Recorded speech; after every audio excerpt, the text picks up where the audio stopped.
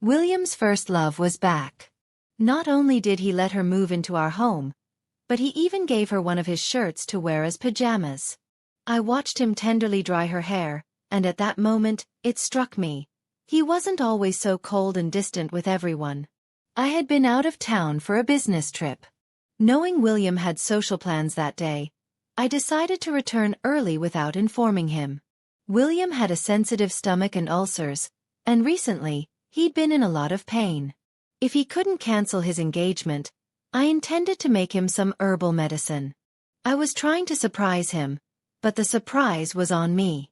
I opened the door with my key, and the lights were on. He was home.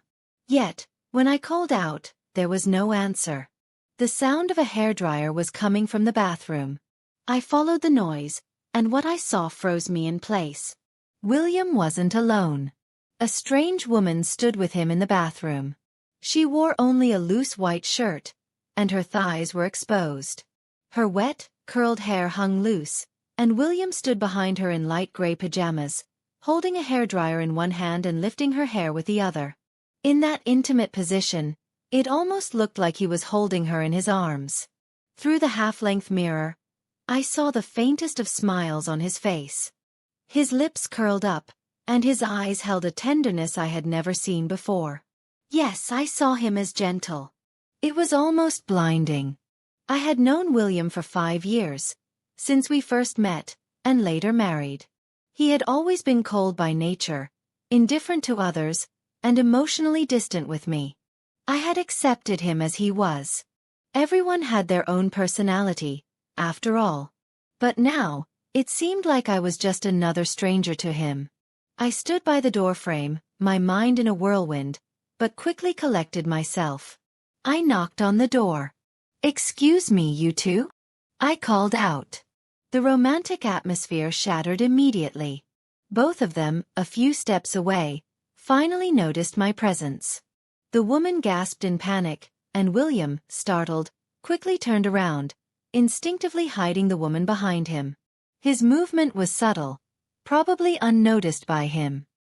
His frown deepened when he saw me. "Why are you back early?" I raised an eyebrow, folding my arms. "What? Did I interrupt your little moment?" He stared at me, clearly flustered. "What are you talking about?" I tossed my suitcase onto the floor with a loud thud. "Well, why don't you take a look at what you're doing?" A man and a woman, in the bathroom, playing house. The woman, still hidden behind William, spoke up. "Miss Katie, you've misunderstood. There's nothing going on between me and William. We're just friends." She looked as though I had insulted her. I tilted my head and looked at her, then said with a smirk, "If you're going to say something so shameless, could you move your chest off my husband's back first?" I turned back to William. "How does it feel? Soft? Comfortable?" The woman's face turned crimson. She pulled away from William, her anger flaring. "How dare you say that?" I sneered. "What's wrong with my words? Are they too vulgar for you? Or low class? You're not saying anything, but your actions are louder than words." Furious, the woman tried to step forward, but William stopped her. "Enough!" William snapped. "Everyone shut up." Feeling wronged, the woman turned to him. "William, are you just going to let her slander me like this?" I scoffed. "What else should I let you do? Curse at me or hit me?" It wouldn't make anything clearer, especially since I'm still legally listed as his wife. Then I added with a mocking smile, "Or you could confess your true love. I'm a good person, and I'd be more than happy to support true love." "Shut up!" William barked, pulling me away from the scene and dragging me into the bedroom. "We need to talk." I didn't resist. As we entered, I glanced back and smiled at the woman. "Make yourself at home." William slammed the bedroom door shut, his usual calm demeanor gone, replaced with a rare show of frustration. I noticed the bed, neatly made, no signs of anyone lying in it. I clicked my tongue in disappointment. "Looks like you two didn't get a chance to sleep," I said. "I guess I came back too soon." William's eyes blazed with anger. Enough. Why do you have to say such hurtful things? I chuckled softly. Ding ding. Looks like you've finally unlocked the real Katie. He took a deep breath, looking at me in disbelief. I don't want to argue with you right now. We can discuss this later. She's an old college friend who just returned from abroad and doesn't have a place to stay. I let her stay here for the night. Katie, stop making a scene. I turned to look at William. Is this what you meant when you closed the door? William didn't respond. His silence spoke for him. To say I wasn't disappointed would be a lie. The reason I walked in with him was because I wanted to hear an explanation. I had expectations, despite my frustration. I had hoped he would clear things up, give me some reasonable answer. Instead, I realized I was just being naive. Got it. Stay home. No problem. You two have fun. I turned to leave. William grabbed my arm. Where are you going? I looked at him, shocked by his reaction. Let me go. William's grip tightened, and it hurt. Katie, why are you acting like this? I yanked my arm free. Me? Acting crazy? Or is it you? Do you even know what you're doing? I glared at him. William, you disgust me. Without waiting for his response, I walked out. The woman had changed into a long dress. Her eyes were red, and she gave William a forced smile. William, I should leave now. I don't want to cause any trouble. She turned to me. Miss Katie, you've misunderstood. She held out a shirt. This is William's.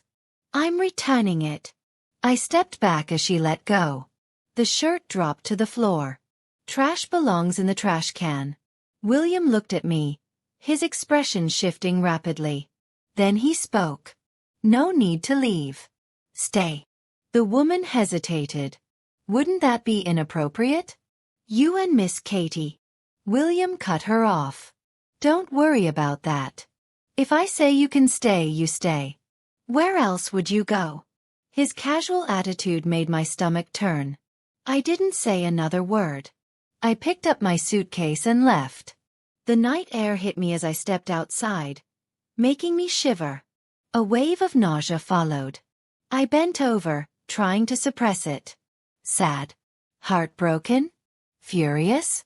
Hurt? I couldn't sort through my emotions. I only felt drained, the facade of calmness finally breaking apart. This was ridiculous. I never thought William would cheat. He was always so composed, so careful. His life was orderly, clean. Women had tried to get close to him before, but he knew how to maintain boundaries. I had believed that if he ever fell for someone else, he would end things with me first. He wasn't the type to juggle two relationships at once. It wasn't about love. It was about character. But reality had just slapped me in the face. William, what are you doing? And who is she?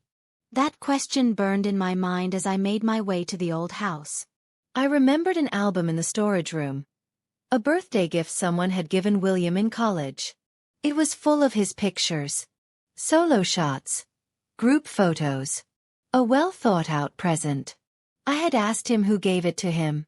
A classmate, he had said. A girl. I had asked, because guys usually don't put that much effort into sentimental gifts.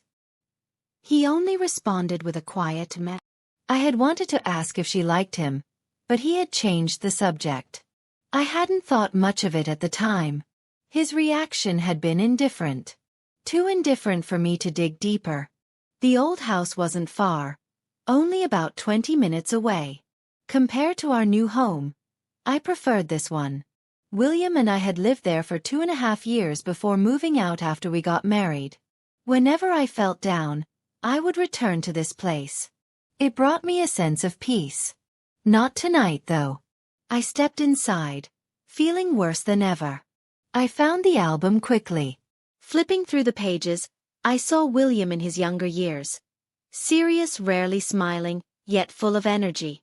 Most of the pictures were candid, taken from the side. Then I paused. One picture stood out from the rest. A group photo. But it was different. The two people in it were close. Too close. Their arms pressed tightly together. The boy had a small smile, leaning ever so slightly to the left. The girl was radiant, her head resting gently on the boy's shoulder, a soft smile playing on her lips. Though her appearance had changed slightly, I recognized her at once. It was her. On the back of the photo, the names William and Emily were written, a small heart drawn between them.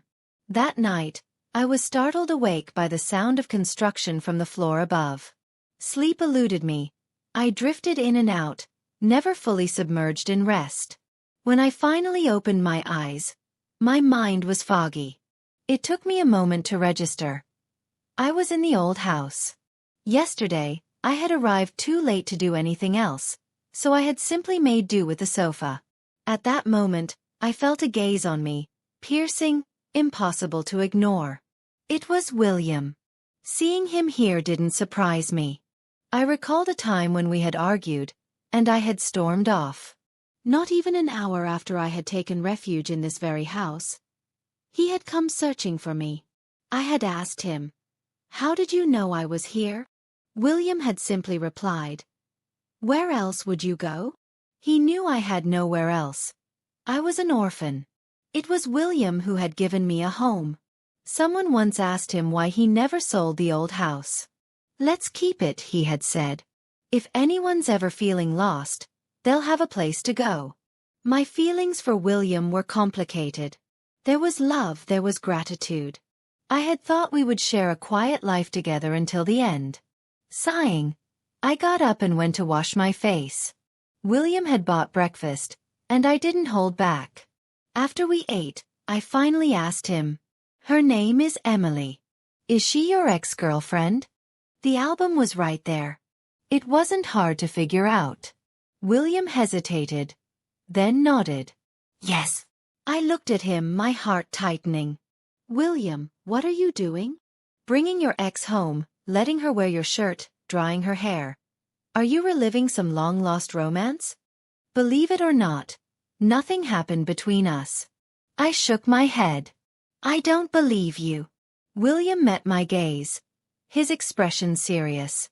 After a moment, he rubbed his temples and placed 2 receipts in front of me. "She stayed at my place last night." "I was at a hotel," he said. "This is proof. If you need, I can get surveillance footage." Nothing happened, that's the truth. I didn't even look at the receipts. If William had dared to put them in front of me, they weren't fake. But that wasn't the point. "She stayed at your place while you were in a hotel?" I scoffed. "William, do you even hear yourself? She's not used to staying in hotels," he said. "And it's not safe for a woman to stay alone."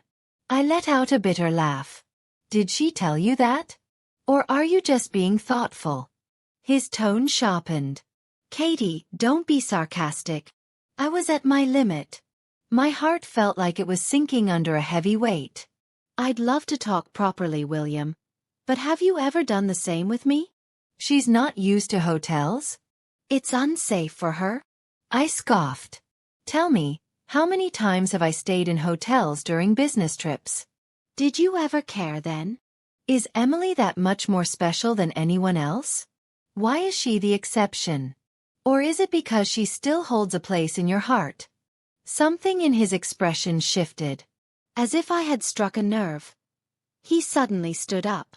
"I already stayed away. I already told you nothing happened. What else do you want?"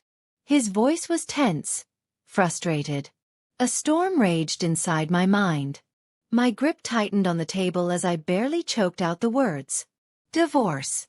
I want a divorce." William's expression darkened instantly. "Shut up, Katie." His voice was low but firm. "Take that back." He was gritting his teeth. I met his gaze, my chest aching. William exhaled, closing his eyes for a long moment, his fists clenched. When he opened them again, his turmoil was gone. "A divorce," he repeated. "Impossible." And just like that we fell into a cold war. I stayed in the old house. He didn't look for me, and I didn't look for him. I didn't know what was on his mind. I was waiting for myself to calm down, for my emotions to settle enough to deal with this rationally. That day, his assistant called me. "Hey, did you and William have a fight?"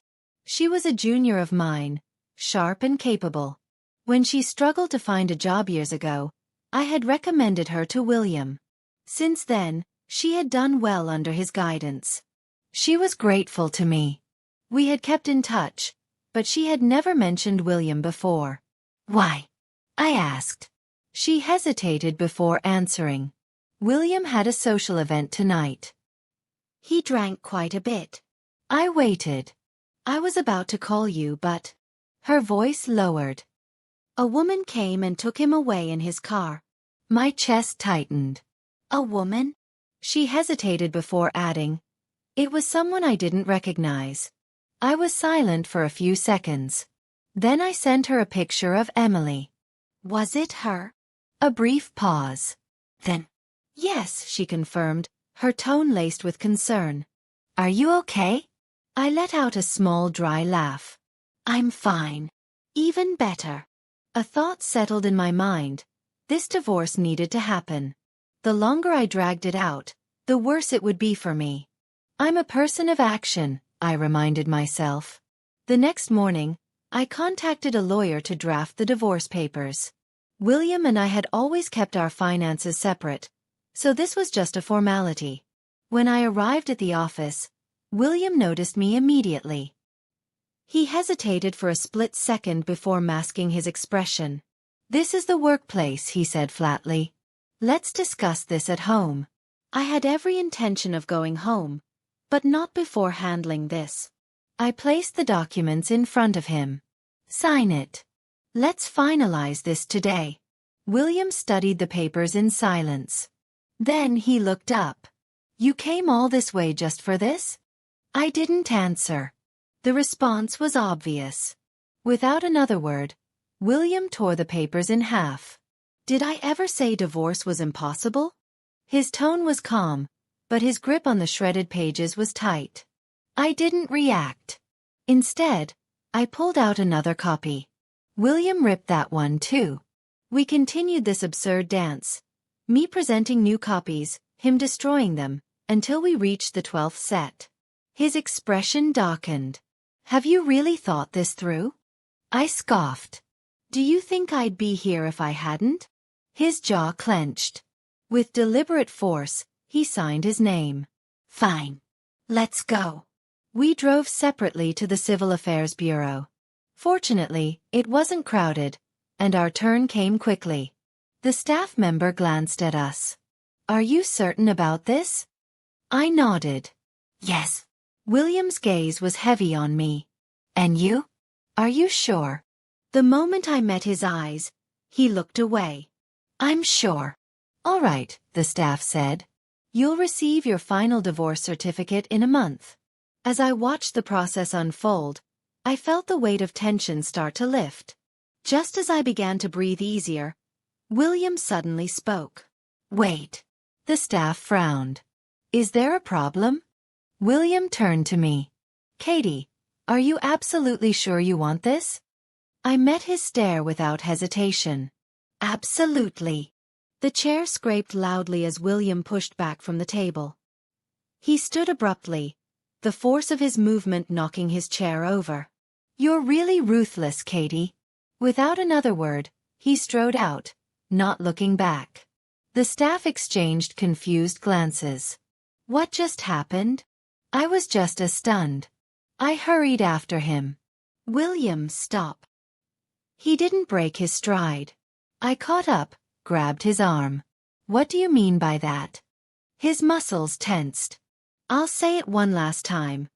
Katie, I will not divorce you." Anger flared in me.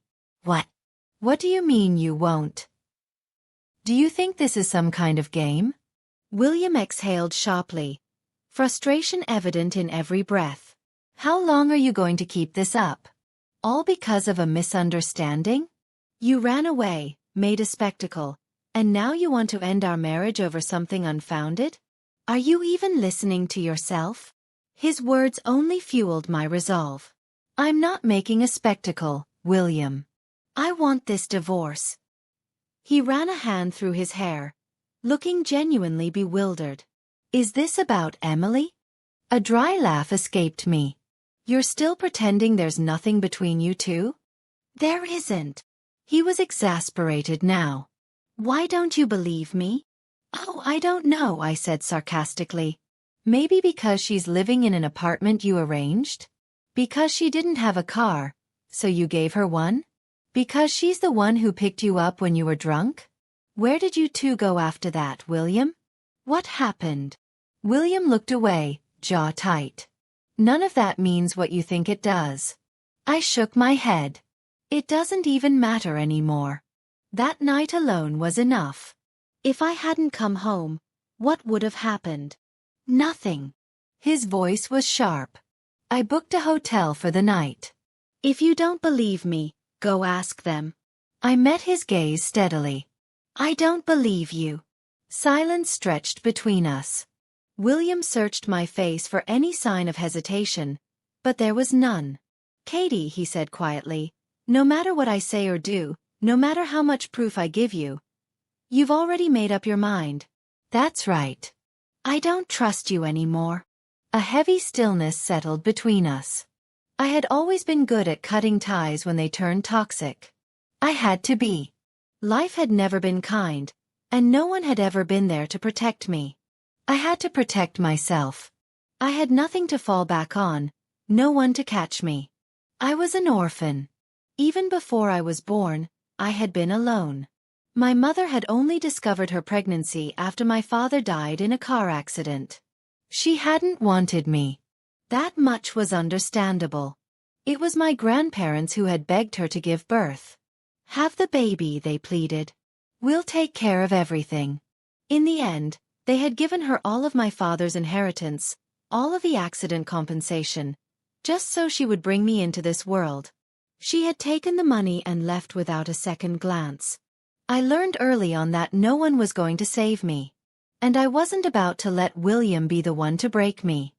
So, she gave birth to me. After completing her postpartum confinement, she took the money and left.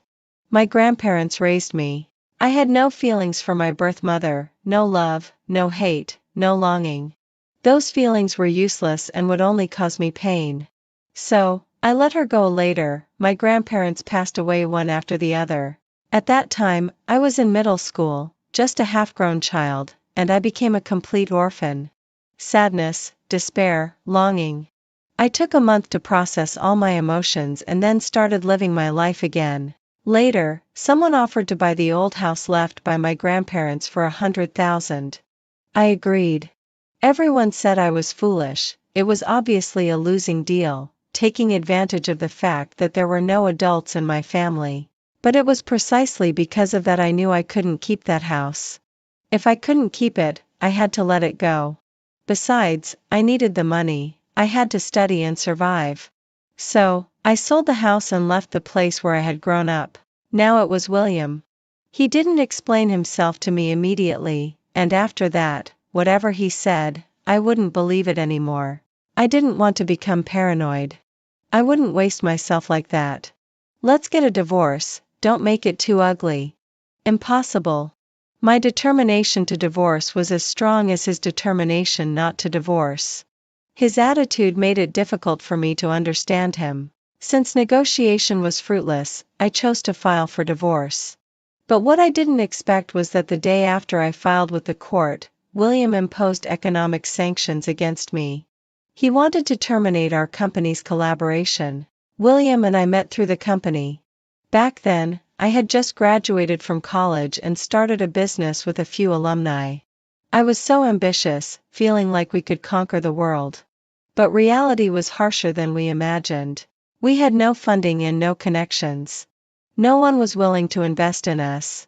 Not even anyone willing to give us a chance to explain our entrepreneurial vision. There were too many people like us, filled with enthusiasm and starting businesses. Just when we were nearly hopeless, preparing to find jobs elsewhere, a company approached us. They expressed a willingness to talk. It felt like we had grasped a lifeline. Who would have thought it was just a straw? The person in charge told me, sleep with me for a year, and I'll give you whatever you want. Without a second thought, I refused. But they wouldn't let me go. In the chaos, I smashed a bottle over his head. I was arrested. That person threatened to make me rot in prison. At that time, I had already prepared for the worst. But then William appeared. He was like a savior. He easily handled those people, bailed me out, and sent someone to negotiate with our company for collaboration. I thought he had ulterior motives as well. So, I started to take off my clothes one by one in front of him. But he put them back on me piece by piece. No need for this. I asked him, why help me? He said, just think of it as me pitying you. I gladly accepted his pity. There was nothing to resent. After all, I was indeed quite pitiable. So, with William's support, our company started to thrive. But now, he wanted to use this matter to control me. I must say, I was indeed at his mercy. Upon arriving at William's company, I asked him, what do you want? William looked up at me. He said, withdraw the divorce petition. We faced each other. His calm demeanor made his stance clear. I laughed lightly. Is that all? Fine, I'll withdraw it right away. Any other questions? My prompt response didn't seem to satisfy William. His brow was tightly furrowed. After a long pause, he asked, when are you moving back? Is that a condition too? William's lips pressed into a straight line. Fine, I got it. Today. Is that okay? William threw the pen he was holding onto the table. Get out. Yes, sir. The smile I maintained vanished completely after I got into the car.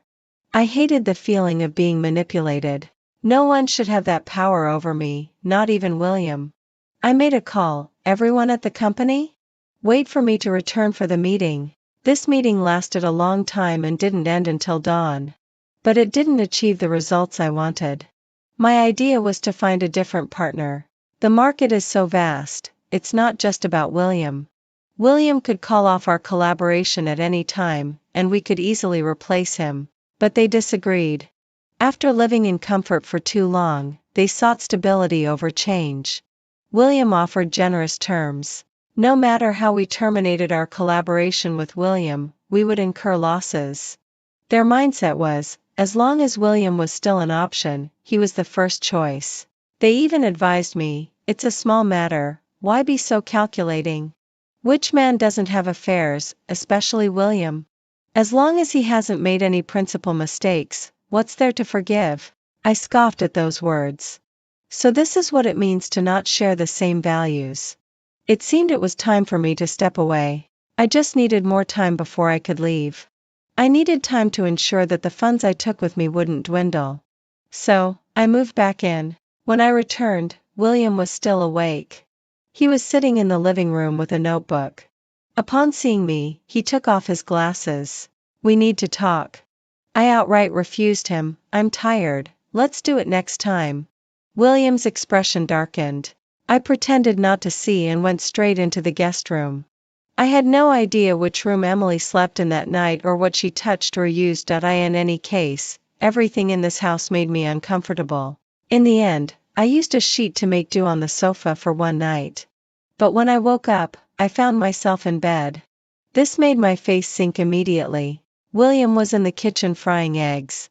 I questioned him sternly, who told you to move my stuff? William paused his actions. Taking a deep breath, he said, the sheets and duvet cover were all changed, it's clean. I gritted my teeth, that doesn't matter. Right now, even the air in this house makes me sick. Katie. William scolded, you're being unreasonable. She only stayed one night, nothing happened.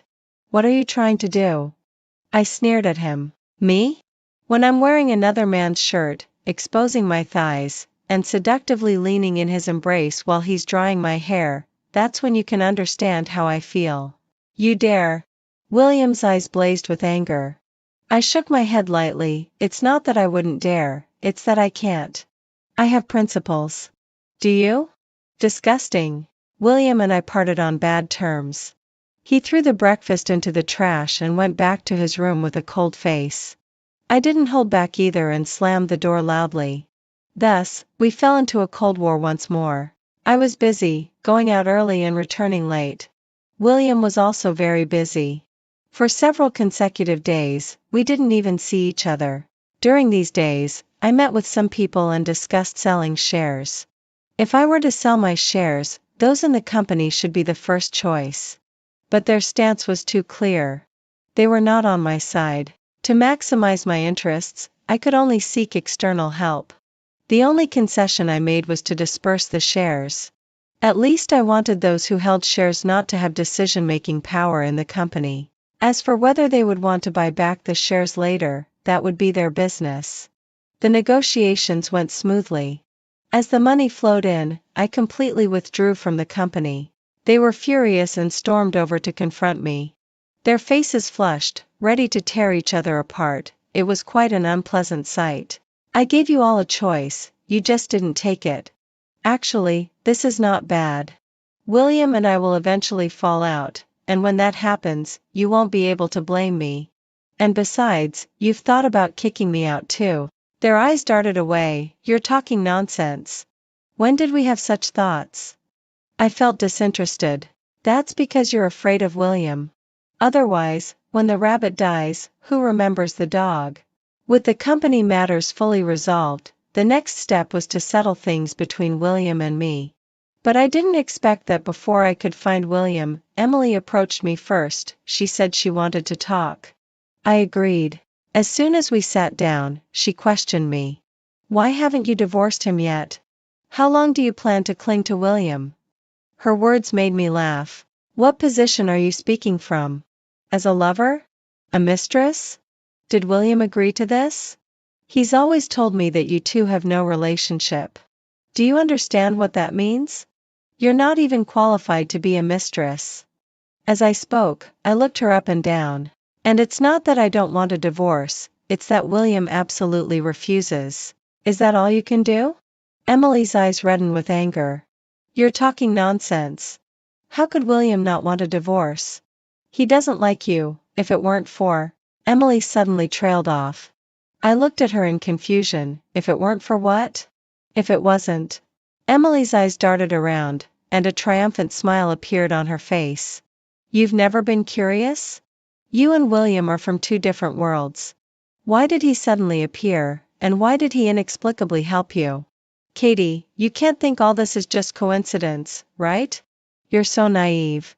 I asked her, what do you mean? Emily raised her eyebrows. Want to know? Then you have to beg me. I quietly stared at her, then scoffed. Well, you better hold it in and don't say anything. After saying that, I stood up to leave. Emily panicked. Katie, stop. I didn't pause. Katie. I pushed open the door and was about to leave. Wait. Emily raised her voice. Come back, I have something to show you. I smirked and casually sat back down. Emily had lost her initial bravado. Good, this is the attitude for a conversation.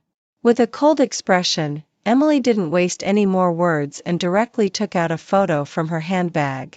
She pushed the photo in front of me. This is William with his adoptive mother. I glanced at the photo casually. William looked about 5 or 6 years old, very thin, dark, and small.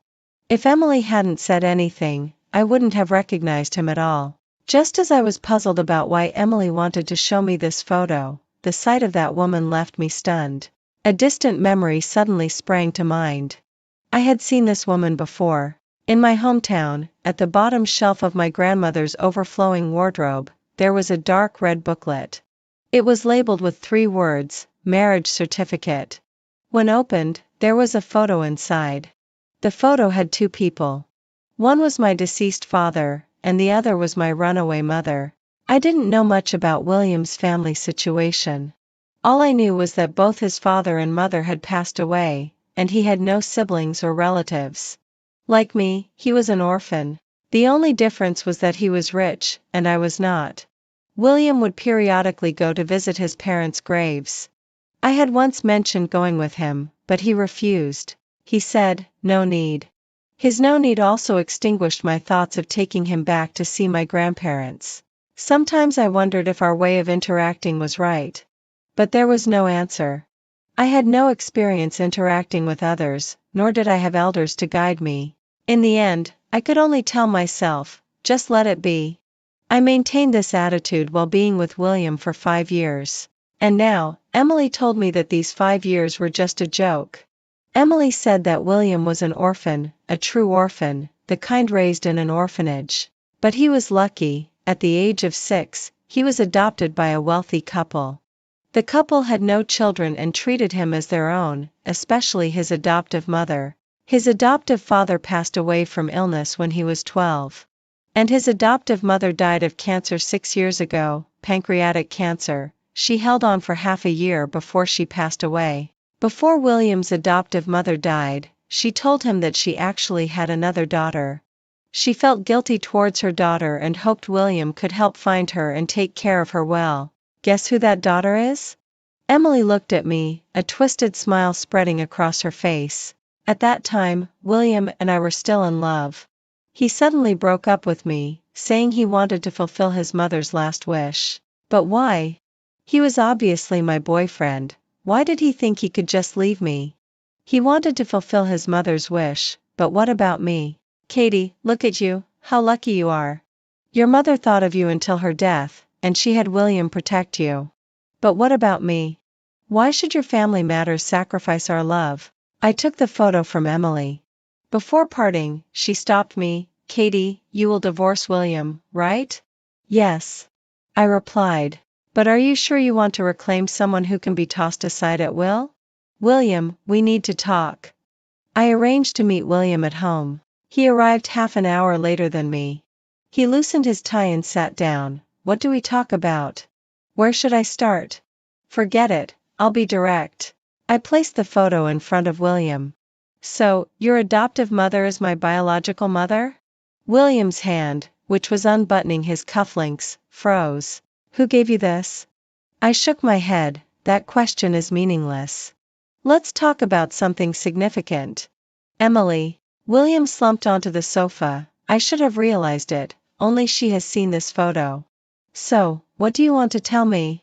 Silence, long, lingering silence. Just when I thought William would remain silent, he finally spoke. From his mouth, I heard a more detailed past. My adoptive mother was a remarkable woman. She established her own cosmetics brand all by herself. Later, she met my adoptive father, and they got together. My adoptive father couldn't have children, so my adoptive mother suggested adopting a child from an orphanage, and that's how they adopted me. William continued, the greatest fortune of my life was meeting them and becoming their child. But good times didn't last long. My adoptive father passed away, and then my adoptive mother got cancer. As he spoke, he looked at me. It wasn't until then that I learned of your existence. Katie, I hope you understand, she always cared about you. She never forgot you. The kindness she showed me was also to make up for you. She transferred all her debts to me. She loved you. Her greatest wish before she died was for you to be well and to hope you could forgive her. I'm sorry for hiding this from you for so long. Listening to William's account, I kept waiting for my emotions to collapse or erupt. But they didn't. I felt calm, unprecedented calm. My condolences, I said quietly. William stared at me in shock. Don't you have anything else to say? After a moment's thought, I said, then, for the sake of our common mother, let's part on good terms and get the divorce done as soon as possible. Katie. William called my name but then fell silent. After a long pause, he said, are you still holding a grudge against her? She's already gone. Can't you forgive her in light of her passing? I let out a breath of frustration. Hatred? Not really. If I had to say, it's quite unlucky. Katie, shut up. I chuckled lightly. Fine, what do you want to hear? I forgive her, I love her to death. She's the best mother in the world, and I will remember and thank her for the rest of my life. Are you satisfied? If you need, I can even go to her grave to say that. So, can we talk about the divorce now? Katie. I know my name, no need to remind me repeatedly. William was suppressing his anger. I know it's hard for you to accept right now, but take your time. We can discuss it slowly when you're ready. I waved my hand. No. Let's talk, quickly. You tell me, what are your demands? What do you need me to do? I could even go visit your adoptive mother's grave every year, as long as you divorce me. Just let me go. Every word I say to William, every second spent together makes me feel extremely uncomfortable. It's like discovering a fly in my sandwich, and it's only half a fly. Katie, I won't divorce you. I promised my mother I would take good care of you. Great, I swallowed the other half of the fly too. William, the deceased should be prioritized. I don't want to slander your mother, you're the one forcing me. William frowned, his face full of resistance. You say your adoptive mother is impressive, she started her own cosmetics brand all by herself. But do you know where her money came from? William didn't know, but I did. That was my dad's life-saving money. Do you know how ruthless she was? She took every penny of my dad's compensation and his entire salary, nothing was left behind. When she left, she was afraid my grandparents would stop her, so she pretended to take me for a walk. She abandoned me, left me behind the barn to buy herself some time. It was winter, and I almost died in that barn. Impossible. William instinctively denied it. I continued, I don't hate her. I'm just frustrated by the energy I wasted on her. To me, she is an irrelevant stranger. Yet you insist on emphasizing that she loves me, cares for me, and feels sorry for me. But when I was struggling with my grandparents, facing the ground and digging for money in the mud, where was she? When my grandparents passed away and others threatened me, saying if I didn't sell the house, they would sell me, where was she? When I was bullied, almost ready to fight to the death, where was she? In my sophomore year, when all my money was stolen, tuition, living expenses, not a penny left, and I almost jumped off the rooftop, where was she? What's the point?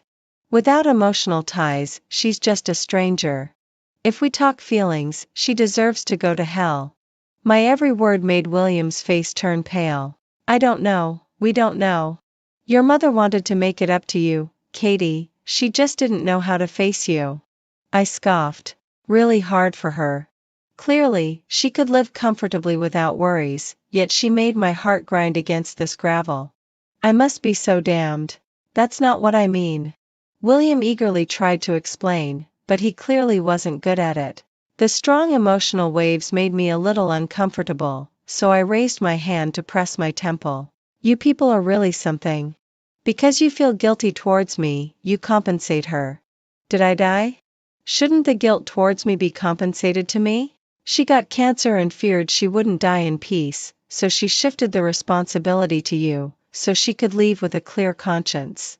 As for you, you want to repay her and settle debts, you have a mission to fulfill, so you married me. How unfair. I looked at William curiously. Why do you think the best way to compensate me is to marry me? Do you think I can't get married? You might as well have given me more money back then, seriously. William, let's divorce. I came out of her womb, there are delivery records and a birth certificate. It would be easy for me to prove I'm her daughter. If you still disagree, I'll have to sue you for inheritance.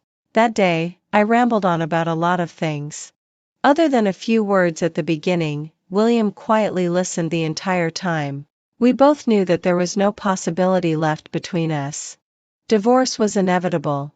I waited for William for 3 days, and he finally agreed. This time, he drafted the divorce agreement himself. He gave me most of his assets, along with shares in the company and other things. I didn't look closely at them, I wasn't interested in those things. My psychologist once said that my biggest problem was a lack of desire, that I had no desire for anything, even money. This is easy to understand. After all, I had no one behind me and no one in front of me. He asked me, what do you want most? You need to find something you desire. Otherwise, I wouldn't even have the desire to survive. I thought for a long time and then told him, I want someone to love me. I work hard and strive to become a better person just to be loved by someone. But William ruined everything. He ruined my 5 years. I hated him, but I couldn't bring myself to truly hate him. I couldn't let him leave such a deep mark on my heart. I had to tell myself that he at least helped me, no matter what his intentions were, he once saved me from danger. What I needed to do was let him go. Letting go, that's what my psychologist advised me. You must decisively cast away those things pulling you down and move forward without looking back. The people who love you are ahead. William and I registered our divorce at the Civil Affairs Bureau, and a month later, we received the divorce certificate. I decided to leave the city. Emily also left. She said, "It's really meaningless. I couldn't let go of him all these years, and it turns out it was just like this. Tell me, did I feed the dogs all these years? By the way, I owe you an apology for interfering in your lives. I'm sorry. I didn't forgive her, nor did I hate her. She was just a passerby in this period of my life, tripping me and leaving me with some dust. I brushed off the dust, stood up, and had to move forward. I wouldn't look back. True heroes never look back." Proud. It wasn't until Katie left the city that William began to truly understand her. The past Katie was just someone to whom he owed gratitude. Marrying her, providing her resources, giving her money, he thought that was enough.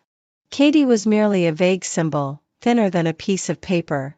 He couldn't see Katie making him medicine. He couldn't see Katie cheering him up. He couldn't see Katie's expectations. Nor could he see Katie's disappointments. Letting Katie live with his blind self for 5 years was indeed unfortunate. It was only in the 3rd month after Katie left that William learned she had been seeing a psychologist. The psychologist refused to disclose patient information. But he said, "Living is very difficult for Katie, but she has been trying hard. She is the strongest patient I've ever seen." From that day on, William started looking for Katie. He wouldn't disturb her. He just wanted to know if Katie was safe. A year later, he finally found Katie in a particularly small city. Only she wasn't alone, she was holding the hand of a wobbly toddler. At that moment, William's heart almost stopped. He booked a flight overnight and rushed to that city. He saw Katie. She had lost weight and softened. Katie looked surprised to see him. "Long time no see." William felt awkward for the first time. "Long time no see." His gaze couldn't help but fall on the child. Katie was so clever, she understood immediately. She laughed dryly, "Don't get the wrong idea, it's not my child. He's adopted, a little orphan." William's heart lifted and then sank heavily. Katie was right, he really thought this was a child that Katie had borne behind his back. What a disappointment. It was at that moment he realized he truly wanted a child conceived together with Katie. William suddenly felt like crying. What had he done? "Can I still come to see you? To see the child?" Katie shook her head. "It's best not to. Otherwise, I'll have to move again, which is quite troublesome." William felt even sadder. He suddenly felt very lonely. He didn't want to leave. He wanted to buy a house next to Katie and settle down. But he knew he couldn't do that. He could only say goodbye to Katie. "Goodbye." Katie smiled faintly. "Let's wish each other well and not meet again." Katie still walked away. A week after William appeared, she left with the child. She was showing William with her actions that he shouldn't look for her anymore, that he shouldn't disturb her. After hearing the news, William drank all night, his stomach aching painfully enough to bring him to tears. But he had lost the person who used to make him medicine. He gave up looking for Katie again. He wished her happiness.